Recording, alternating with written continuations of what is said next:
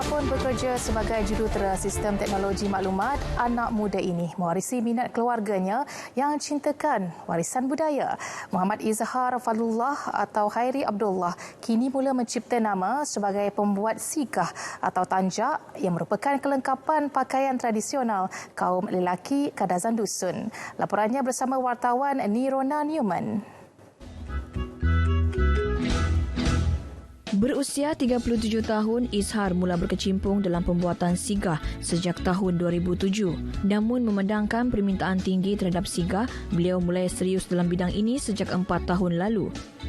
Sigah dipakai lelaki Kadazan Dusun pada perayaan keamatan dan semasa upacara khas seperti majlis perkahwinan. Uniknya, sigah diperbuat menggunakan kain dastar dengan corak berbeza mengikut etnik Kadazan Dusun dan daerah. Kerjaya Izhar sebagai jurutera sistem teknologi maklumat di sebuah syarikat swasta tidak menghalangnya meraih pendapatan sampingan sehingga RM8,000 sebulan.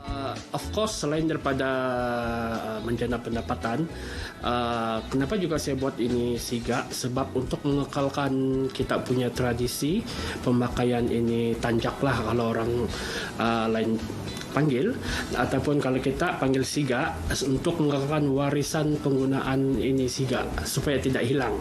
Izhar mengakui pembuat sigah perlu memiliki pengetahuan dan kemahiran pembuatan yang berbeza mengikut etnik dan daerah. Bagi saya, saya suka buat research lah untuk setiap sigah ni di daerah-daerah tertentu.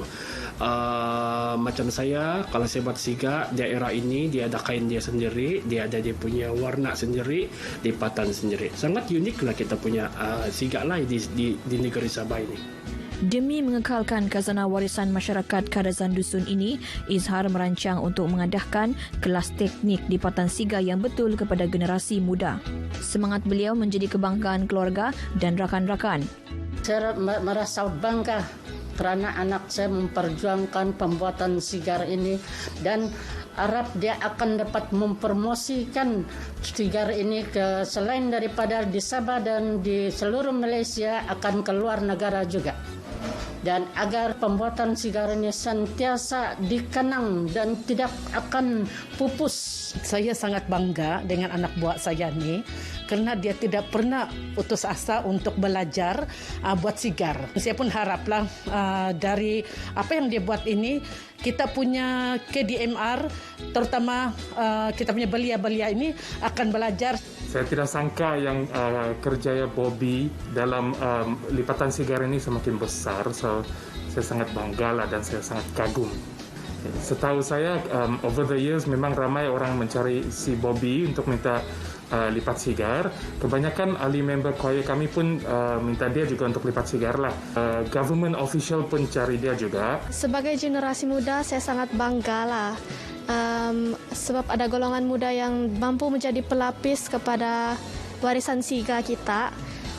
Dan saya terus terdorong untuk lebih mempelajari kebudayaan yang ada di negeri Sabah. Bagi generasi muda, mereka bangga mengetengahkan keunikan sigah sebagai jenama unik etnik Kadazan Dusun, antaranya menerusi pertandingan Mister Keamatan atau Bovazoi Tavantang peringkat negeri Sabah yang diadakan pada tahun 2019. Secara tidak langsung melestarikan ketulinan sigah bagi diwarisi kepada generasi seterusnya. Nirona Newman, RTM.